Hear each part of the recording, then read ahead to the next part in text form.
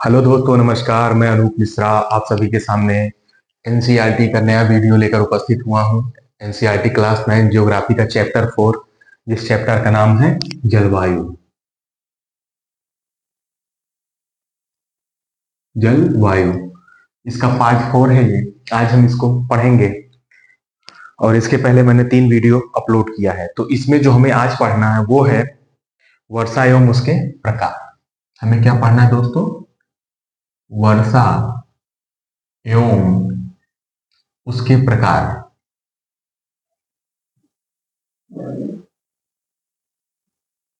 वर्षा एवं उसके प्रकार। आइए हम लोग इस पे थोड़ा सा देख लेते हैं। वर्षा एवं उसके प्रकार। तो भारत में जो वर्षा होती है वो 2 ऋतु में सबसे ज्यादा होती है। बाकी और जो अन्य ऋतु है उसमें बहुत ही कम वर्षा होती है। ठीक है दोस्तों, तो इसलिए हम लोग चलते हैं। तो जो ऋतु कौन सी है? एक है ग्रीष्मकालीन ऋतु। कौन सी ऋतु है? एक ग्रीष्मकालीन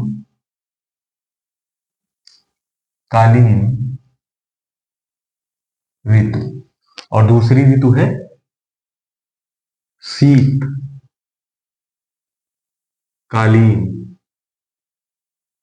ऋतु।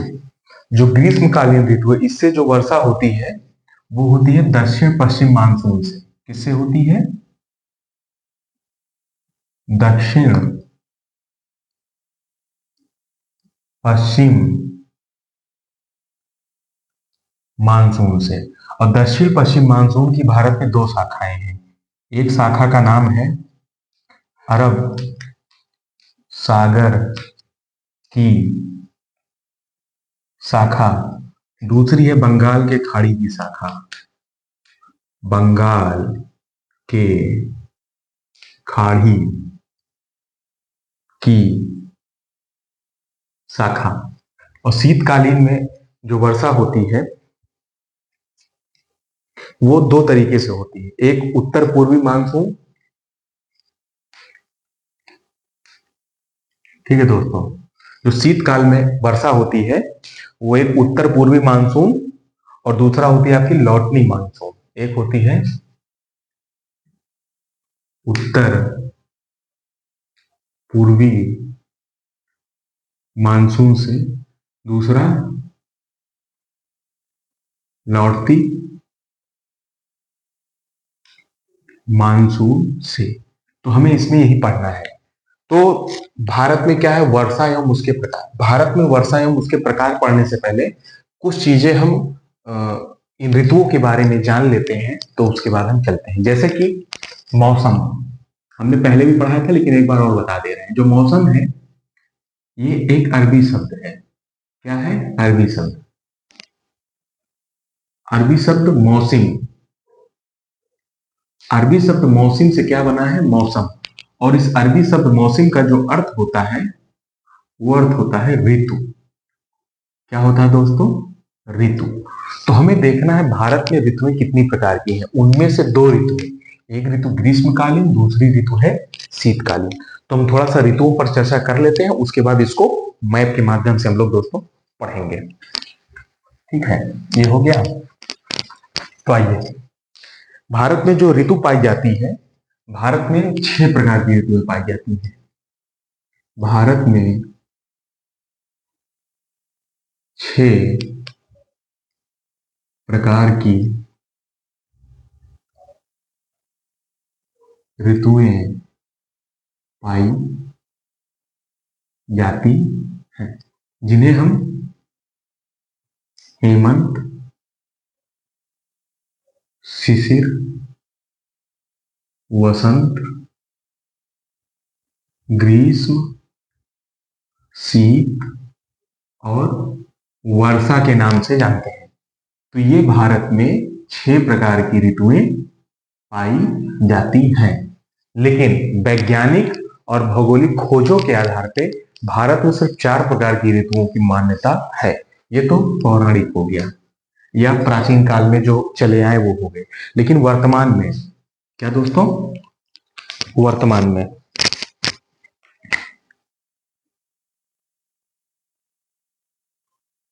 वर्तमान में भारत में 4 प्रकार की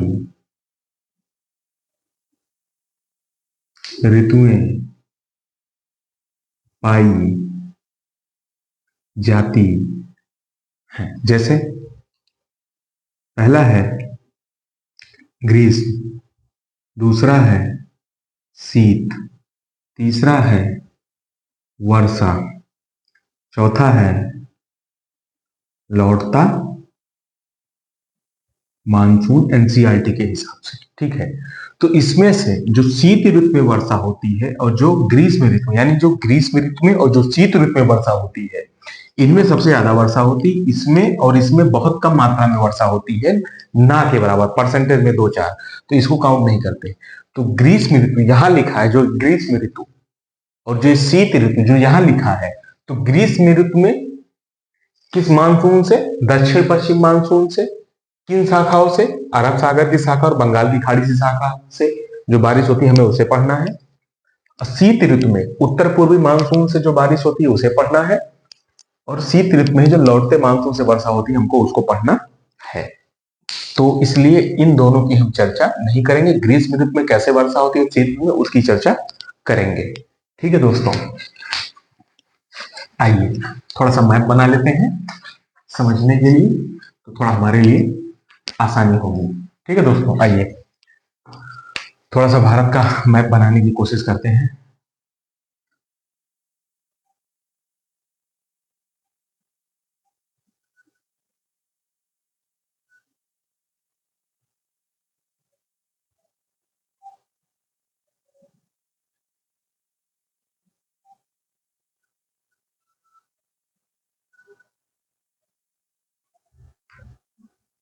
इस तरीके से हमने भारत का मैप गलत सही बना लिया, क्षमा करिएगा दोस्तों, बहुत सही अगर नहीं बना हो तो।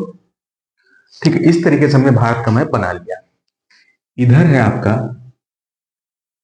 बंगाल की खाड़ी, इधर आपका क्या है दोस्तों?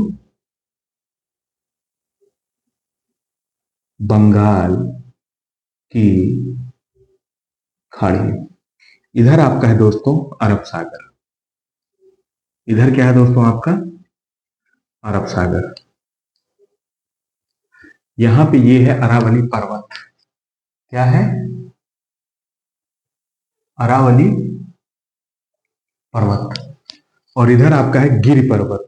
क्या है? गिरि पर्वत गुजरात में।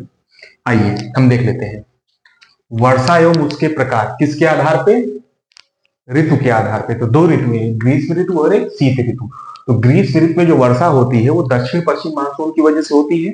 दक्षिण पश्चिम मानसून की दो शाखाएं, एक अरब सागर की शाखा, एक बंगाल खाड़ी की शाखा। जैसे जो यहां से हवा आती है, तो जो इधर से ऐसे निकल गई, ये हो गई अरब सागर की खाड़ी।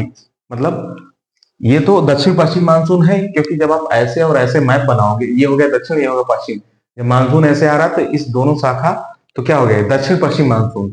लेकिन अब ये दो भागों में विभक्त हो गया, एक ऐसे और एक ऐसे। तो एक ऐसे निकल गया तो ये हो गया, क्योंकि अरब सागर से जा रहा है तो इसको हम क्या बोलेंगे? अरब सागर की शाखा। और जो दूसरा बंगाल की खाड़ी जो ऐसे जा रहा है, इसको हम बोलेंगे बंगाल की खाड़ी की शाखा। ठीक है दोस्तों, आइए दोनों के बारे में पढ़ते हैं। ये है अरब सागर की शाखा। तो सबसे पहले दक्षिण पश्चिम मानसून देखते हैं। तो ये ग्लोब है, ये विषुवत रेखा है, ये मकर रेखा और ये कर्क रेखा है। ठीक है, जब सूरज मकर रेखा पे आता है, यानी सूरज जब उत्तरायण आता है, सॉरी, जब सूरज कर्क रेखा पे आता है, कहां पे आता है दोस्तों? कर्क रेखा पे। यानी जब सूरज उत्तरायण आता है, सूर्य की किरणें यहाँ पे क्या पड़ती हैं? सीधी पड़ती हैं। सीधी पड़ती हैं तो भारत में, यानी कि यहाँ राजस्थान में निम्न वायुदाब क्षेत्र उपस्थित होता है। और इधर से प्रशांत महासागर से जो हवाएं आती हैं, उनमें क्या है? उनमें उच्च वायुदाब है, उनमें नमी की मात्रा ज्यादा है, समुद्र से पानी लेकर आती हैं। जब समुद्र से पानी लेकर आती है, सबसे पहले हम पढ़ रहे हैं अरब सागर की शाखा। अरब सागर की शाखा, तो जब ये दक्षिण पश्चिम मानसून चलता है अरब सागर से भारत के समीप पहुंचता है, दो भागों में बढ़ जाता है। ये निकल गया अरब सागर की शाखा, ये अरब सागर की शाखा, ये अरब सागर की शाखा, ये अरब सागर की शाखा, अरब सागर की शाखा, और ये निकला है बंगाल की खाड़ी की शाखा। यह है बंगाल की खाड़ी की शाखा। ठीक है, तो हम सबसे पहले अरब सागर की शाखा की बात करेंगे। तो दक्षिण पश्चिम मानसून भारत तक आया। भारत से सबसे पहले जो अरब सागर की खाड़ी की शाखा है, ये सबसे पहले केरल के तट से टकराता है। कहां टकराता है? केरल के तट से। यानी कि जब जून में मानसून आता है 1 से 15 जून के बीच में, तो सबसे पहले भारत में वर्षा कहां होती है? केरल के तट पर। कहां पे वर्षा होती है दोस्तों? केरल के तट पर वर्षा होती है। ठीक है, और केरल के तट पर वर्षा होती है, पश्चिमी तट पर वर्षा होती है और पश्चिमी घाट पर वर्षा होती है। ठीक है, अब एक चीज और देखिए, जैसे मान लीजिए पश्चिमी तट है ये, तो यहाँ ऐसे पर्वत होगा ऊंचा सा उठा हुआ, इधर ढाल होगा, तो यहाँ पे आएगी, इस सामने से टकराएगी, तो इधर पूरे घाट पर क्या होगी? वर्षा। लेकिन घाट के दूसरे साइड वर्षा नहीं होगी। तो इस क्षेत्र को हम बोलेंगे वृष्टि छाया प्रदेश। वर्षा क्यों नहीं हो रही है? क्योंकि ऐसे उठा हुआ है, ऐसे उठा हुआ, हवा ऐसे आई, ऐसे उठा हुआ है, तो इधर से हवा आई टकराई, इधर बारिश हो गया पश्चिमी घाट के पश्चिमी भाग पर। लेकिन पूर्वी भाग पर यानी ऐसे बना है, तो इधर वर्षा नहीं हो पाई थी। ये क्षेत्र जो वृष्टि छाया प्रदेश कहलाएगा, जिसमें कर्नाटक का भी कुछ भाग आ जाएगा, जिसे विदर्भ क्षेत्र के नाम से जानते हैं। यही चीजें जब अरब सागर की शाखा आगे बढ़ेगी गुजरात की तरफ, तो यहाँ पे गिर के क्षेत्र पाए जाएंगे। गिरी क्षेत्र है, यानी कि गिर पर्वत है, गिरवन भी है। तो जब यहां से टकराएगी, तो यहाँ ऐसे है, जब ऐसे इसमें टकराएगी इधर से आगे, यानी इधर से, तो ये उत्तर हो गया और नीचे वाला दक्षिण। तो दक्षिण वाले भाग पे वर्षा की मात्रा रहेगी और इस वाले भाग पे वर्षा की मात्रा नहीं रहेगी, जो उत्तर में। तो उत्तर का क्षेत्र यानी कि ये क्षेत्र जो है पूरा वृष्टि छाया प्रदेश कहलाएगा, क्योंकि पहाड़ से टकरा के वर्षा इधर हो जाएगी और उधर नहीं हो पाएगी। यानी कि उत्तर की तरफ वर्षा नहीं होगी, दक्षिण की तरफ वर्षा हो जाएगी। ठीक है, जब अरब सागर की खाड़ी की शाखा जब थोड़ा आगे बढ़ेगी, तो ये अरावली पर्वत है। तो अरावली पर्वत ऐसे है, तो ये जो शाखा है अरावली पर्वत से समानांतर में निकल जाएगी। अरावली पर्वत से टकराई नहीं, तो राजस्थान के क्षेत्र में वर्षा नहीं हो पाएगी। अब जब ऐसे आगे बढ़ेगी, पंजाब में खूब वर्षा करेगी, उत्तर प्रदेश में वर्षा करेगी, बिहार पहुंचते पहुंचते वर्षा की मात्रा डाउन हो जाएगी, और बंगाल पहुंचेगी तो वर्षा की मात्रा और डाउन हो जाएगी और एकदम खत्म हो जाएगी। इस तरीके से अरब सागर की शाखा के माध्यम से वर्षा होती है। अब आते हैं बंगाल की खाड़ी की बात करने। ठीक है, ये दक्षिण पश्चिम मानसून की जो दूसरी शाखा है, ये वाली बंगाल की खाड़ी की शाखा, जब ये जून में यहां से जाती है, तो इसमें नमी रहती है, लेकिन समुद्र से और नमी ले लेती है, और नमी फिर जैसे बंगाल की खाड़ी से नमी लेके बंगाल में प्रवेश करती है, यानी कि पश्चिम बंगाल में, यहाँ पे खूब ज्यादा मात्रा में वर्षा करती है। यहाँ पे घनघोर वर्षा, बिहार में उससे कम वर्षा, उत्तर प्रदेश में उससे कम वर्षा, पंजाब में और कम वर्षा। और जब राजस्थान में पहुंचती है, तो राजस्थान के पूर्वी भाग, ये जो पहाड़ी है अरावली, इसके पूर्वी भाग से टकराती है, थोड़ी बहुत वर्षा यहीं पे करके खत्म हो जाती है। ये क्षेत्र अब भी सूखा रहता है, यहाँ पे वर्षा नहीं होती है। तो दक्षिण पश्चिम मानसून की, चाहे अरब सागर खाड़ी की शाखा हो, चाहे बंगाल की खाड़ी की शाखा हो, दोनों ही माध्यम से इस क्षेत्र में राजस्थान में वर्षा की मात्रा नहीं पहुंच पाती है। और दक्षिण पश्चिम मानसून में जो अरब सागर की शाखा है, वो सबसे पहले केरल के तट पर पहुंचकर वर्षा करती है। इस प्रकार से ग्रीष्म ऋतु में दक्षिण पश्चिम मानसून के द्वारा अरब सागर की शाखा और बंगाल की खाड़ी की शाखा जिस तरह से वर्षा करती, वो हमने आपको समझा दिया। अब इसको थोड़ा सा रब करते हैं। रब करने के बाद हम आपको शीतकालीन वर्षा के बारे में थोड़ा सा बताते हैं। ठीक है दोस्तों, थोड़ा सा 1 मिनट का हमको समय दीजिए बस।